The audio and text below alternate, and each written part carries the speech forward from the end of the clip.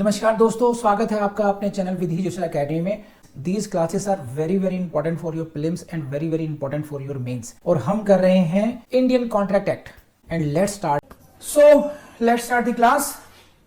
We have been doing the topic of revocation. हम लोग कर रहे थे रिवोकेशन का टॉपिक, उस पर कुछ डिस्कशन हो चुका है and right now we are going to discuss this is what section 6 revocation how mode, or you can say what are the modes of revocation. revocation का मतलब होता है taking back, withdrawal. आप अपनी बात को किस तरीके से वापस ले सकते हैं, रिवोक कर सकते हैं। Section 6 talks about the revocation of offer. what are the modes of revocation of the offer? आपका जो ऑफर है वो किस किस तरीके से लैप्स हो सकता है या किस किस तरीके से आप अपने ऑफर को विड्रॉ कर सकते हैं। This is the discussion as per section 6। तो ये बहुत इंटरेस्टिंग होने वाला है और इस टॉपिक में कुछ टेक्निकलिटीज होंगी which you should observe very carefully. तो बहुत इंपॉर्टेंट टॉपिक है। This topic is important for your prelims and as well as important for your mains. What are the various modes of revocation of offer? Offer को revoke करने के कौन कौन से प्रकार हैं, ये क्वेश्चन बनता है आपका मेंस का। और यहीं की टेक्निकलिटीज से, इसी की बेरक लैंग्वेज से और इसी पर बेस्ड केस लॉ से आपके क्वेश्चंस बनते हैं प्रीलिम्स के। तो ध्यान रखना सेक्शन 6। इनफैक्ट मैं आपको कई बार बात कर चुका हूं। सेक्शन 2 टू 30, सेक्शन 2 से लेके 30 तक तो कुछ सोचना ही नहीं है। बेरक आपको ऐसे होना चाहिए जैसे 2 का पहाड़ा, जैसे 5 का टेबल, 10 का टेबल, ईजीएस टेबल्स होते हैं, आप बहुत तेजी से सुनाते हैं उसको, उस तरीके से रटा होना चाहिए। क्या? Section 2 to 30। उसके बाद के भी सेक्शंस हैं लेकिन उतने क्वांटिटी में नहीं है, फिर वो वहां पर कुछ पॉकेट्स हैं इंपॉर्टेंट। लेकिन सेक्शन 2 to 30 आंख बंद करके बस रट लीजिए। जैसे आपको ओम जय जगदीश हरे की आपको आरती आती होगी, हनुमान चालीसा पे रट रखी होगी, या आपने नवाज की आयतें सब रटी होंगी, उस तरीके से आपको रटा होना चाहिए बुरी तरीके से सेक्शन 2 से लेकर 30 तक, और एग्जैक्ट लैंग्वेज में रटा होना चाहिए। ये मैं कई बार बात कर चुका और सेक्शन 6 भी उसमें से एक है। तो let's start with this section 6, go with the बेरक लैंग्वेज और फिर हम बात करते हैं अगली। So let's start with this section 6। First question in your prelims will come from heading itself, which section talks about revocation how made? This is section 6. Write down PFO prelims. I have suggested you several times that you must note down wherever I say write PFO prelims, you should write PFO prelims here itself. So heading is important. Revocation how made, section 6. A proposal is revoked by the communication of notice of revocation by the proposer to the other party. You see, it is simplest, लेकिन it is very very interesting and it is very very marks fetching, technical as well. See, number 1, there are 4, 1, 2, 3 and 4. There are 4 modes in section 6. I am going to discuss with section 1. This is mode number 1. ये जो mode है, mode number 1 by the this is notice of revocation. This topic is very important. And out of this 4 this is most important. सबसे ज्यादा important, सबसे ज्यादा जो marks oriented जो important है वो यही पार्ट है। A proposal can be revoked by the communication of notice of revocation by the proposer to the other party. बहुत सिंपल सी बात है। If you want to revoke your offer, you send a notice to the other party कि now I want to withdraw my offer, मैं अपने ऑफर को वापस लेना चाहता हूं। आपने अगर एक पार्टी को ऑफर किया, सपोज कीजिए this is what Devu and Paro.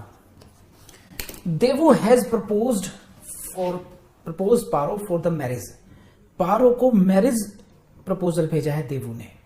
And now if he wants to revoke it, अगर वो इसको वापस लेना चाहता है, then according to section 6 clause 1 what he will have to do, he will have to send a notice of revocation. क्या शब्द दिया हुआ है देखो, ये notice of revocation देख लीजिए अच्छे तरीके से और यहीं पर लिख लीजिए PFO prelims, notice of revocation।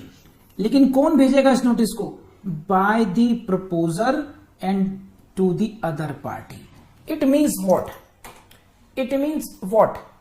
ये जो अदर पार्टी है जिसको आपने ऑफर किया था, the other party to whom you made proposal must receive the notice of revocation from the side of proposer himself. It means not by the third party.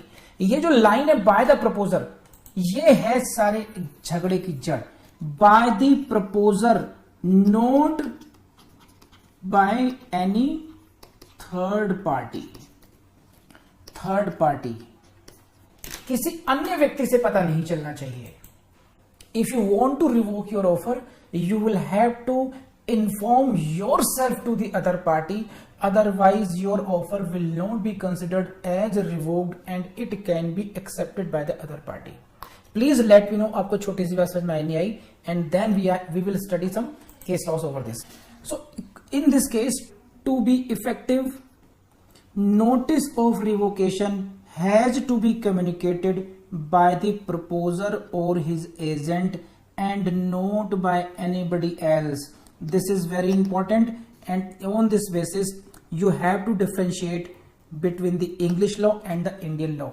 and यहीं से question आता है, important लिख रहा हूं, आप भी लिख लीजिए, आपको नोट्स दे दिए गए. What is the difference on Indian law and English law in this regard? In India, notice of revocation has to be communicated by the proposer only. In case of English law, the offer stands revoked even though offeree comes to know about the revocation through some other sources. ये है difference in दोनों में. क्या है मैं समझाया तो.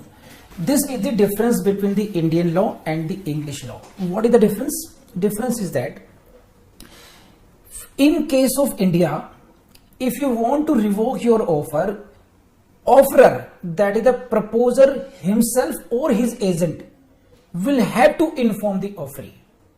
भारत में जो प्रपोजर है या उसका एजेंट है, उसी को ऑफरी को बताना होगा कि we are withdrawing our offer, हम अपने ऑफर को विड्रॉ कर रहे हैं.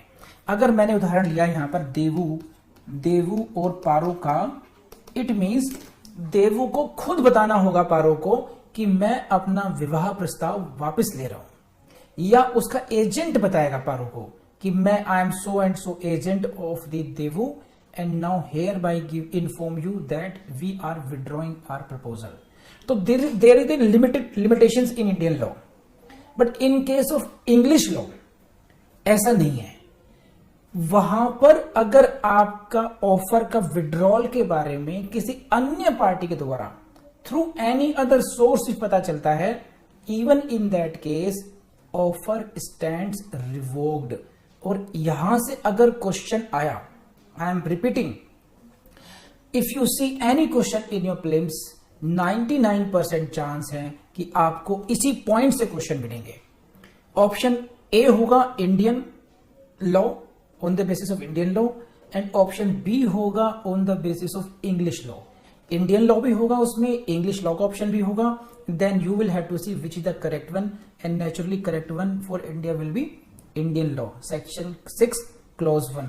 मैं अपने एक्सपीरियंस से कह रहा हूं आपको, यहां से बाहर क्वेश्चन नहीं आएगा, तो इस पॉइंट पे ही क्वेश्चन आएगा, इसलिए अच्छी तरह समझ लीजिए. इंग्लिश लॉ में केस लॉ है, पढ़ लेते हैं. अभी देखिए क्या है. डिकिंसन वर्सेस डॉट्स पढ़िए क्या कहता है. Case law Dickinson versus dots, P for prelims. कैसे क्वेश्चन आएगा, प्लिम्स में क्वेश्चन आएगा. क्या क्वेश्चन आएगा, विच out of the following cases, निम्नलिखित केसेस में से कौन सा case, which out of following cases is related to the revocation of offer by notice. निम्नलिखित केसेस में से कौन सा केस नोटिस के द्वारा ऑफर के रिवोकेशन से संबंधित है. तो केस का नाम रटा होना चाहिए टॉपिक वाइज. केस का नाम क्या है, कम on hurry up. Dickinson versus dots. रट लीजिए, अपने जहन में बिठा लीजिए, ठीक है. क्या कहता है डिकिंसन, समझिए इस बात को. Dodds, he is the offerer, ये है Dodds, made an offer to Dickinson. समझे आप. सो ही बिकम्स प्रपोजर, और you can say offerer, and he is offeree. ठीक. When did he send this? On the 10th of the June 1874. 10th of June 1874, and this offer was for the sale of property for this much price. So Dodds made an offer to Dickinson on this date for the sale of property. So this is the offer. Dodds D to D for sale of P on 10th 6 1874. This is the offer. क्या है देखिए, it was mentioned, क्या था, that the offer was open till 12th June 9 am. 12th June 9 am तक ये offer रहेगा valid आपके लिए, ठीक। तो डॉट्स साहब ने कहा, समझ लीजिए, I am Dodds and you are the Dickinson. मैंने आपसे कहा I am proposing to sell my property, मैं आपको अपनी प्रॉपर्टी बेचना चाहता हूं सो एंड सो प्राइस के लिए, लेकिन ये जो ऑफर है ओनली फॉर यू है, आपके लिए ये प्राइस है, लेकिन केवल और केवल 12 तारीख 9 बजे तक, सुबह के 9 बजे तक। If you want to accept it, आप विद इन दिस लिमिटेशन, आप 12 जून तक, it is yours, offer is yours 9 AM तक। You got it? So this is the offer which is valid, which is kept open till a fix time. लेकिन Dodds ने क्या किया उससे पहले ही, see the board, on 11th June, see the date, this was the offer which was supposed to be open till 12th, but on 11th what happened? Dodds sold the same property to somebody else, किसी और को उसने property बेच दी। Dodds did not himself inform Dickinson about the sale of the property। ये है झगड़े की जड़, समझे? कितने लोग समझ पा रहे हैं इस बात को? तो fact number 1, Dodds made an offer to sell the property, property बेचने का ऑफर किया, number 1। Within the offer उसको ये कहा अपोजिट पार्टी को कि मैं इस ऑफर को एक्सेप्टेंस का इंतजार करूंगा सुबह 9 बजे तक, 12 तारीख को सुबह 9 बजे तक, और उससे एक दिन पहले ही मैंने वो प्रॉपर्टी किसी और को बेच दी। सब ठीक है? तो I made an offer to Shashank Shekhar, and before he could accept, I sold the property to Rakshita madam. These are the facts of this case. The technical point here is this: when I sold the property, when the Dickinson sold the property, he did not inform this about to the Dickinson. Dickinson को बताया भी नहीं। Dickinson was not informed कि I have sold my property, now you need not to accept it, my offer stands revoked। ये बात Dickinson को खुद नहीं बताई। समझ बता रही आपको? सो क्या पोजीशन है यहां पर? मैंने जिस प्रॉपर्टी को सेल करना था उसका ऑफर मैंने एक पार्टी को दे रखा है, लेकिन उस पार्टी को मैंने दूसरी पार्टी को सोल्ड कर दिया और पहली पार्टी को बताया तक नहीं। ये है सिचुएशन अभी तक की। और ये सिचुएशन मैं क्यों क्लैरिफाई कर रहा हूं आपको, क्योंकि डिकिंसन डॉट्स के फैक्ट्स पर आपको मेंस में प्रॉब्लम आ सकती है। आपके लिए क्वेश्चन यहां से बनता है या फिर प्रीलिम्स में भी क्वेश्चन बन जाएगा यहां से। नेक्स्ट देखिए क्या हुआ फिर आगे। तो basically Dodds did not himself inform Dickinson, but Dickinson had come to know about this from some other source. Very important line भाई। लेकिन डिकिंसन को किसी और से पता चल गया, ठीक है? डिकिंसन को मोहल्ले पड़ोस में किसी और से मिल गई सूचना कि भाई वो प्रॉपर्टी तो बिक गई, डॉट्स ने बेच दी। डिकिंसन ने कहा ऐसे कैसे कर देगा वो? I was given time up to 12th June 9 AM। How can he sell this property to other? Now what he said, he accepted the offer on before that time, on that time 12th June 9 AM he said now I accept the offer, now give the property to me। आपको बेचनी मुझे पड़ेगी क्योंकि आपका offer 12 बजे तक था, 12 तारीख को 9 बजे था। Now I accept your offer, now give me the property, sell the property to me. This what did Dickinson did what on 12th June 9 before 9 AM, 9 बजे से पहले Dickinson accepted the offer and then sued Dodds to specially perform the contract for sale of property। Now you will have to specifically perform the contract you will have to sell the property. तो what is your, देखिए अब बताइए इसमें क्या है। Technical point ये है इसमें, an offer was made, one point. Second point, that offer was a time bound offer, that I will remain this offer open for you till a specific time. Number 2 point. Number 3rd point, before that point I impliedly revoked that offer because I sold that property to somebody else. वही property मैंने तीसरे व्यक्ति को बेच दी। इस तरीके से मैंने अपने ऑफर को इम्प्लाइडली बाय माई कंडक्ट उसको रिवोक कर लिया, लेकिन मैंने आपको बताया नहीं, आई डिड नॉट इन्फॉर्म पर्सनली। और अब आपने भी उस ऑफर को एक्सेप्ट कर लिया, ऑफर एक्सेप्ट किया, फिर मुझे सू किया for specific performance of the contract for the property की आपको प्रॉपर्टी मुझे बेचनी पड़ेगी। Now what do you say, law किसको फेवर करेगा, डॉट्स को फेवर करेगा या डिकिंसन को करेगा? Come on everyone. It was held that sale of property to somebody else amounted to implied revocation of the offer. Sale of the property to somebody else amounted to implied revocation, okay, and therefore offer was revoked, therefore it was incapable of being accepted on 12th. Because of the sale of the property, the offer was impliedly revoked. The offer was impliedly revoked, therefore there was nothing to accept.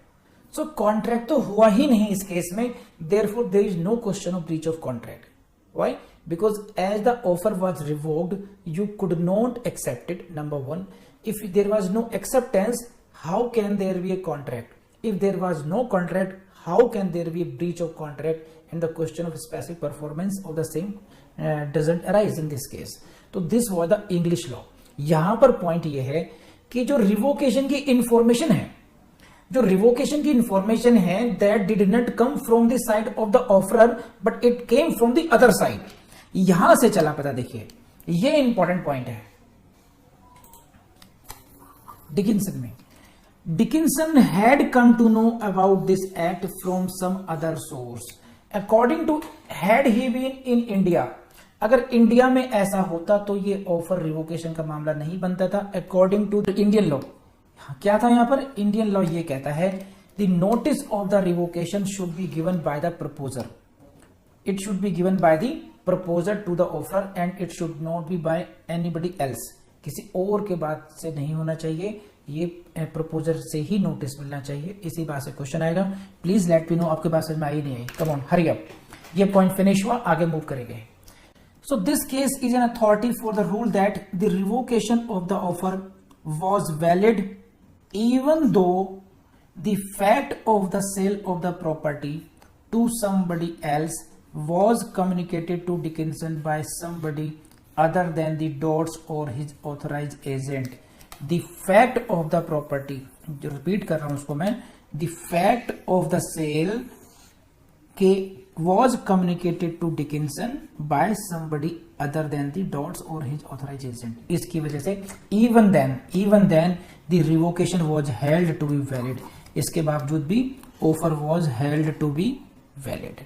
ठीक। और एक point इसमें फिर reinforce हुआ, पहले भी discussion हो चुका है उसका, वो ये रहा, even though Dodds had originally stated that the offer was open till 9 AM on 12th June, he was still free to withdraw this offer at any time before it was accepted. ये हम कई बार पढ़ चुके हैं, इसे हम कहते हैं राइट टू रिवोक। वो तो हमेशा ऑफर के पास होता ही है, वो कभी भी बिफोर एक्सेप्टेंस हो कभी भी अपने ऑफर को विड्रॉ कर सकता है। तो डॉट्स ने अगर इम्प्लाइडली रिवोक कर लिया, किसी को प्रॉपर्टी सेल कर भी दी, तो he was acting within legal rights. तो सेक्शन 5 को पढ़ते हैं तो he was within his rights to revoke, and section 6 को पढ़ते हैं इंडियन लॉ अप्लाई नहीं कर सकते, इंग्लिश लॉ के हिसाब से his revocation was valid, but in according to Indian law it would not have been. According to Indian law हमेशा प्रपोजर ही देगा notice of revocation and nobody else. ये ध्यान रखना आप लोग, रिपीटेडली क्वेश्चन आते हैं यहां से। तो ये तो हुआ पहला पॉइंट, मोड्स ऑफ रिवोकेशन का। 4 पॉइंट है, 10 नंबर का मेन से क्वेश्चन बनता है। पहला नंबर समझाएंगे आप लोग और उसमें डिकिंसन डॉट्स को कि केस लॉ को एक्सप्लेन कर देंगे। Now you come to the second point. Second point easy है, कुछ खास है नहीं इसमें, पढ़ लेते हैं। By the lapse of the time, by the lapse of the time prescribed in such proposal for its acceptance, number 1 point इसके अंदर। By the lapse of the time, which time prescribed in such proposal. क्या? If you have given a time limit for acceptance, अगर आपने time limit fix कर रखी है इसमें, for example कि till 15th January 5 PM you have fixed a time up to which the offer will remain open. You have said this. In such cases, offer lapses automatically if it remains unaccepted till that time. तो ये हुआ पहला point. If you have fixed a time, like in this example, जैसे आपने कहा सब 15 जनवरी को 5 PM तक ये ऑफर है, उसके बाद में अगर आपने तब तक एक्सेप्ट नहीं हुआ, जैसे फॉर एग्जांपल आपके पास कूपन आते हैं बहुत सारे, है ना, देखा होगा, अगर आप पेटीएम पे ट्रांजैक्शन करते हैं, अमेजोन पर, फ्लिपकार्ट पर, तो कई बार वो आपको कूपन देते हैं और उस पर लिखा होता है डिस्काउंट ऑफर, लेकिन offer is valid up to that time. So you can use that offer, यानी कि you can accept before that, but the moment time lapses, the offer automatically lapses. Automatic lapse का मतलब ये है कि now offerer need not to revoke his offer formally. उनको formally आपको inform करने की जरूरत नहीं है, ऑफर आपका ऑटोमेटिकली लैप्स हो जाएगा। ये कब होगा? जब ऑफर में टाइम लिमिट फिक्स कर दी गई होगी कि साहब उस समय तक आप इसको एक्सेप्ट करना है तो कर लीजिए, तब तक आपका ऑफर है। तो देखिए इसमें ध्यान रखना, जैसे डोंट गेट कंफ्यूज्ड, दो बातें हैं। Offer is given till 15th Jan 5 PM, fine, now this is offeree. So offeree can accept the proposal till this time, but ध्यान रखिएगा, ऑफरी को ये फ्रीडम है, he has time to accept this offer till the time given limit, but at the same time, as happened in Dickinson Dodds Dickinson, offerer has also right to withdraw, right to revoke before this। हो सकता है offeror ये 14th को ही revoke कर ले, ऐसा नहीं है कि he is bound to keep it open till 15th। ये बात आपको समझ में आ रही नहीं आ रही? लेकिन अगर 15th तक 5 PM तक ऑफर एक्सेप्ट नहीं होता है, then automatically this offer will come to an end, legally speaking it will lapse. Please let me know, did you get it or not? चलिए साहब बढ़े आगे। अब इसी के अगला पार्ट पढ़ते हैं, देखिए, रीड इट केयरफुली नाउ। और if no time is so prescribed, then by the lapse of the reasonable time, by the lapse of reasonable time, so key word here is reasonable time. when no time is so prescribed, in that case, so if no time is prescribed, then the offer is revoked by the lapse of reasonable time without communication of the acceptance, without communication of the acceptance.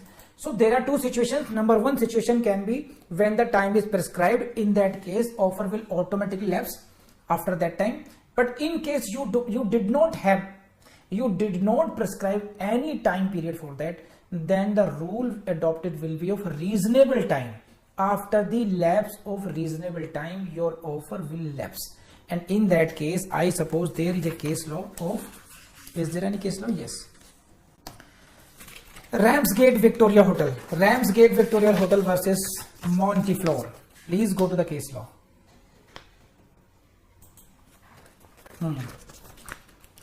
क्या कहते हैं ये case law? देखिए, the defendant Montefiore made an offer in June.